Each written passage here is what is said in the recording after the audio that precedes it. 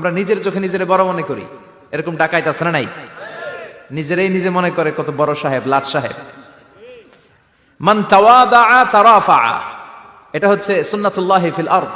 মান তাওয়াদা তারাফা, যে নিচে নেমে থাকতে চায় আল্লাহ ওরে টেনে উপরে উঠায়, আর যে খালি উঠতে চায়, হিংসা করে, অহংকার করে উপরে ঠেলতে চায়, ওরে নিচে নামায় দেয় কে? সাইয়েদনা আদমকে আল্লাহ বললেন, আদম সাল্লিমা আলা উলাইকা নাফার লাম্মা খালাকাল্লাহু আদামা ওয়া কানা তুলহু 60 যিরাআন। নিচে নেমে গেলে যে উপরে ওঠে, আর উপরে উঠতে চাইলে যে নিচে নামে, উদাহরণ দেখেন।